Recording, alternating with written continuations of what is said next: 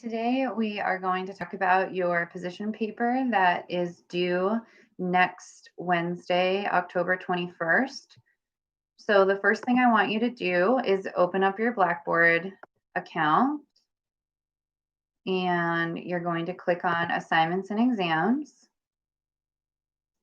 And you have the position paper at the very top.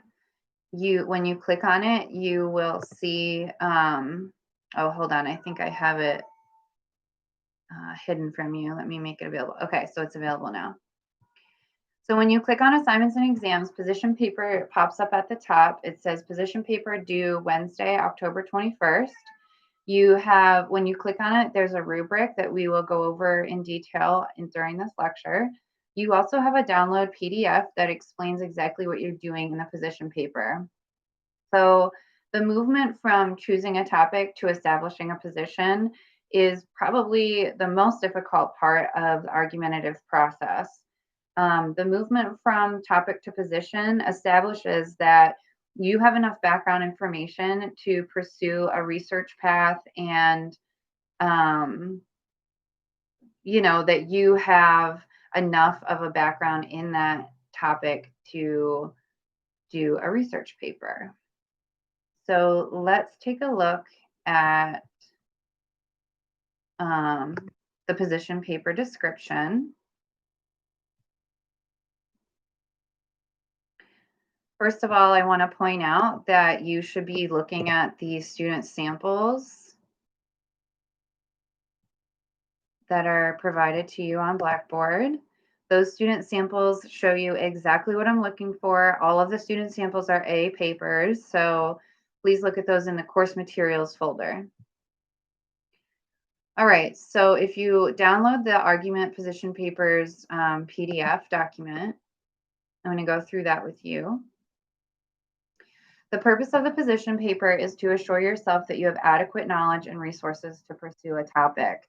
It is to prove to yourself and your audience that your claim is valid and pursuable without use of outside research. So basically, a position paper is you establishing your position without doing any research. And I put in bold, no research should be used for this paper unless necessary for audience clarification. If research is used and not cited properly, a 0 will be earned. So basically, if you feel like you can't establish your position without research, that's fine, but you need to cite that correctly. We have not reviewed in detail how to do a works cited page. So that's on you if you choose to do research for this paper to do it properly. If not, you will earn a 0. So what is a position paper? I like to teach the acronym PBRIO. P stands for position, B stands for background, R stands for reasons, E stands for evidence, A stands for appeals, and O stands for opposition. So let's go through those in detail. For your position, you need to state your research questions and your tentative thesis. A research question you can pull from your brainstorm that you posted in your discussion board, where you ask yourself lots of different questions in order to decide on a narrowed down topic. And your tentative thesis is basically the answer to those questions. Your thesis should be argumentative. It should include your topic and how you're going to talk about the topic. That's what a thesis statement is. Remember, your thesis statement is the topic sentence of your entire paper and is placed typically at the bottom of your introduction. However, for this position paper, you are just going to state what your position is by detailing your research questions and your tentative thesis. You're also going to give some background common knowledge information on the topic. So anything you already know about the topic goes in the background section of your position paper. So just tell me what you already know about the topic, both your side and opposition, whatever you already know about the topic, please. The R stands for reasons. That's where you're going to give at least 3 good reasons for your argument. And those are your reasons. Hold on, my cat is coming out the door. Those are 3 good reasons why you have the particular argument that you do.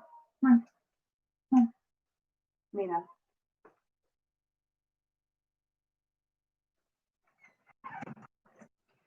So when you're thinking about your reasons, look at your thesis statement and think about what are three reasons that are arguably true, and academic in nature. Okay, you can't have a reason that is based on morals. You can't have a reason like, I think this is true because I believe it to be true. It has to be a concrete reason why you're arguing what you are arguing. The reasons break down your thesis statement. So whatever your thesis statement is going to be a platform for those three reasons for your paper. Okay, and it's at least three good reasons. You can have as many reasons as you want, but it has to be at least three. The E stands for evidence. You are not listing sources for this paper, for this position paper. You are listing where you plan to complete your research, what types of sources will you use, primary versus secondary, what databases do you plan on using. So for the evidence section, you're simply answering, I plan to meet with the librarian and use the agricultural science database to find articles on cow tail docking in New York State, for example. Okay. You might say, I plan to interview my mom, who is a businesswoman and owns her own business, in order to support this particular part of my thesis. And you would state that part of your thesis. So tell me what types of evidence you're going to use. Don't tell me the actual sources. We're not to that point yet. We're just thinking about what types of evidence am I going to gather and how am I going to go about gathering it. So am I going to do interviews? Am I going to email like experts? Am I going to check out books? Am I going to look on databases, etc.? Remember that for this research paper, we are focusing on using opposing viewpoints in context database. But if a librarian guides you to a different database, that's totally fine. You may not use Google searching. You may not use things like Wikipedia or blogs. It has to be something housed within a database at SUNY Morrisville. And I prefer that they are housed in the Opposing Viewpoints database simply because I know that database is easy to use and will help you narrow down the time you spend on your research path. I highly recommend interviews.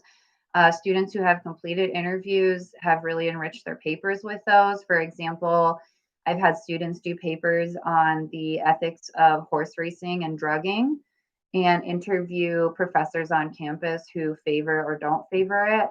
And that was so great for their paper because obviously those professors are experts in the field.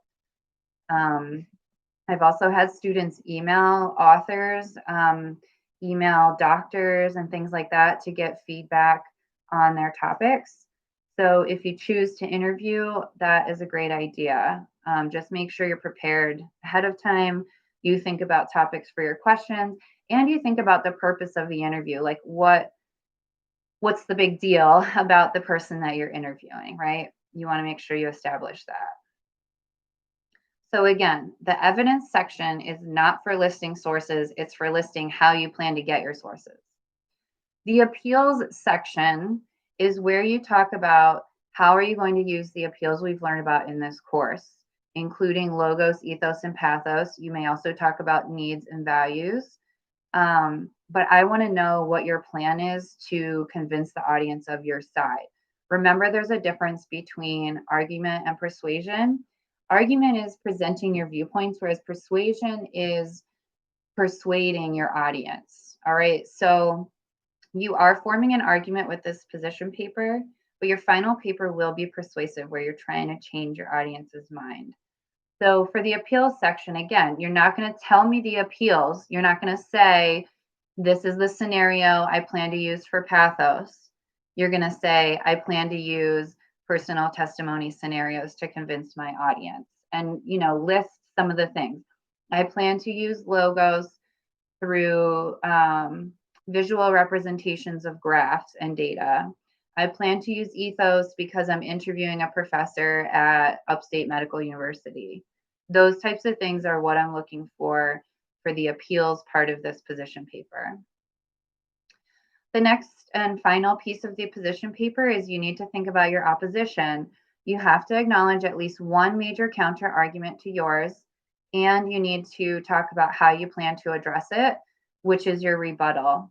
So when we're thinking about opposition, it's not necessarily what is completely opposite of your argument. It doesn't have to be like a binary where it's one against the other. Opposition can be anything that stands in the way of your argument or your outcome, your desired outcome, anything that stands in the way of that. So, for a lot of people, opposition often includes like lack of financial resources. That's not necessarily an ideological opposition, that's more of a logistics opposition, but it's still an opposition because it's an obstacle to you establishing what you want. All right. Now, the beauty of this paper is it's not, you can write it in an essay format if you want to, or you can just number or label the sections. Section one would be position, background, reasons, evidence, appeals, opposition, and just make sure you're answering and touching on all of the points in the 1 through 6 description of the PDF file that we just downloaded. So as long as you're addressing all of those things in complete sentences and very clearly, then you will do well on this paper. You may not, so things to avoid. Your topic or your thesis has to be arguable, number one. It has to be unique. So, for example, you can't argue that marijuana should be legalized. Everybody, number one, knows that, but that's not really an arguable thing anymore. It's already in legislation. Steps are being taken towards that becoming true. And it's not unique. Lots of people talk about that, talk.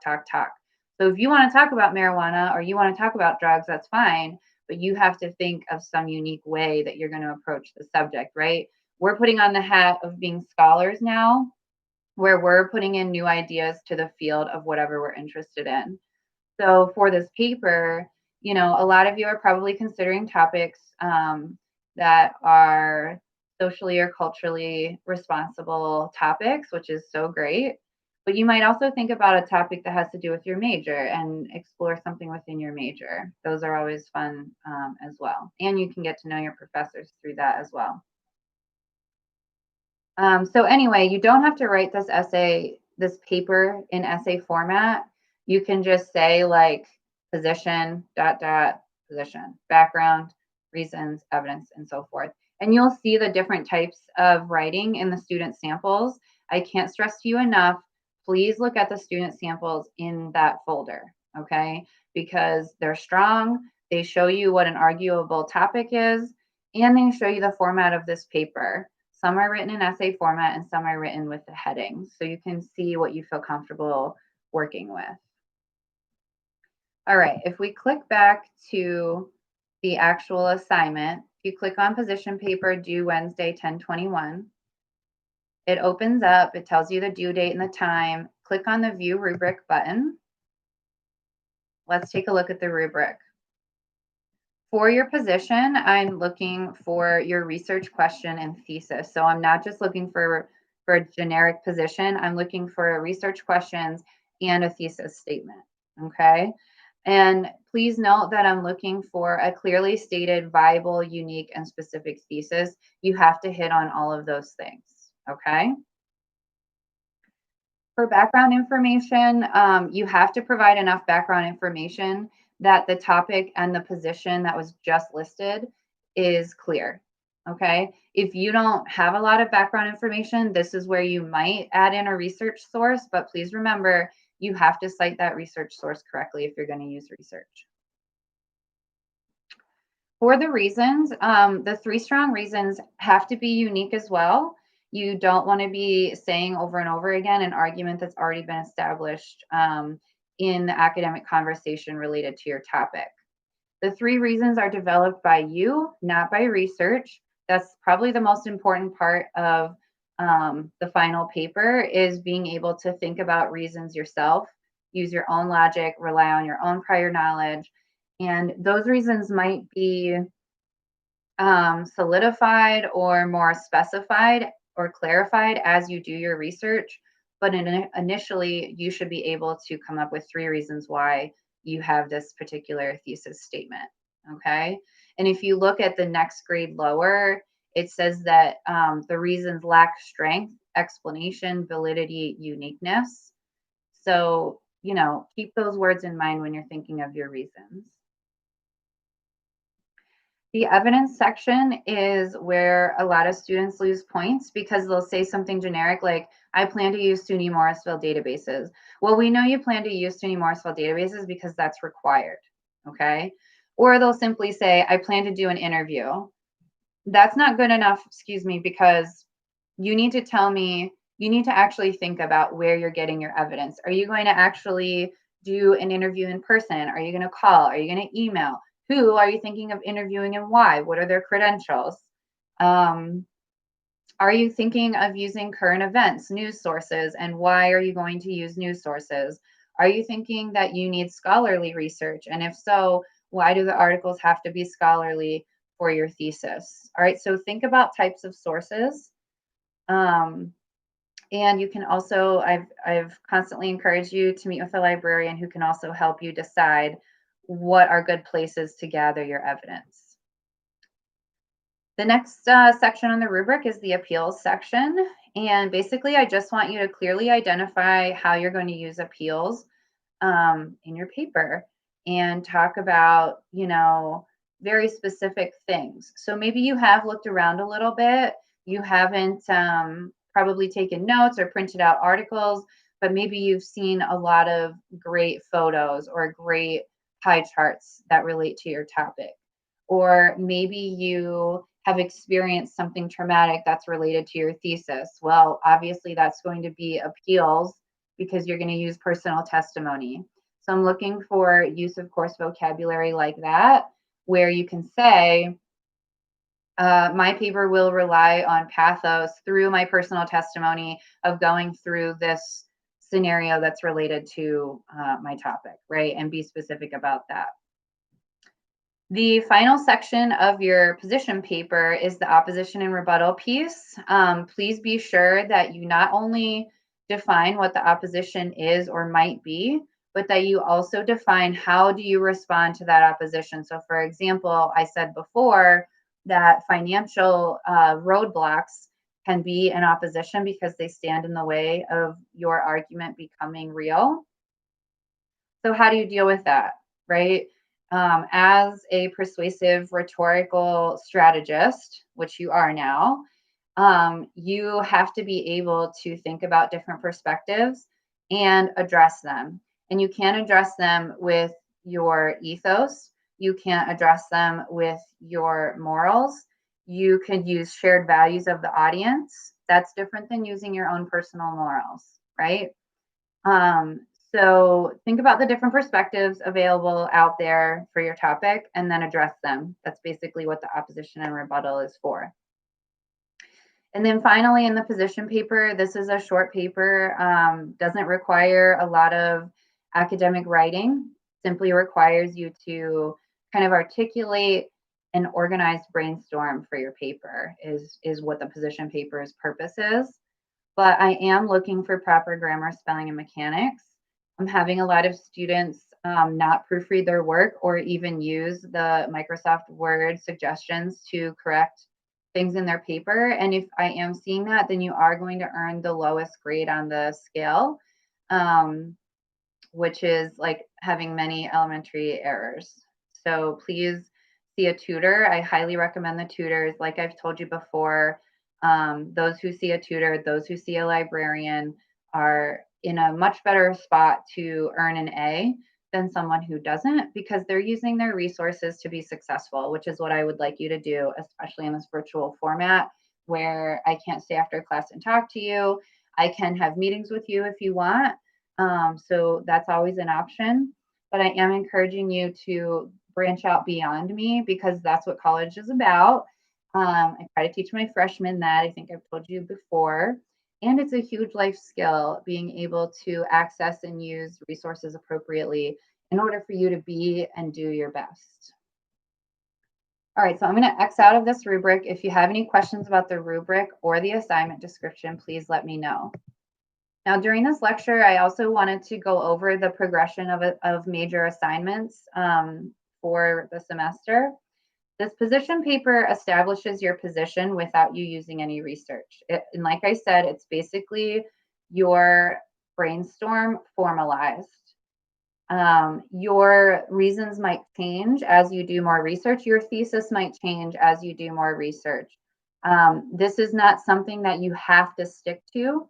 So, for example, if in your evidence area you find someone you want to interview but they're unavailable, obviously that's not possible to do. So you'll have to think of something else. The position paper is the foundation for the final research paper. So whatever topic you're writing about in the position paper cannot be changed for the rest of the semester. So unfortunately, if you get bored with your topic or disgusted by it or whatever, you have to stick with it simply because part of this course is learning the writing process up to an articulate, persuasive, argumentative essay. So position paper is the first step. The next step is, well, actually, back even before that, your discussion boards you did was your first step where you were really thinking through the questions and thinking through your topics. And I plan to give you feedback on those today. Then position paper.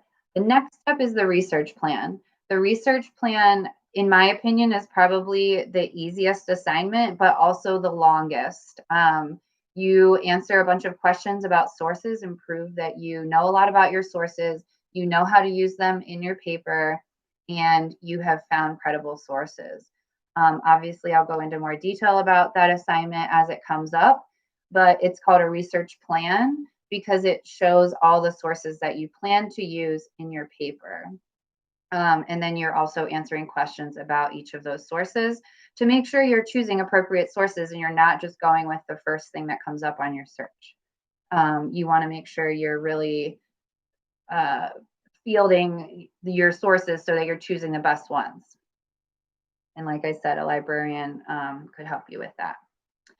And then the next step is putting the position paper together with the research plan and making an articulate, persuasive argument in the final argumentative paper.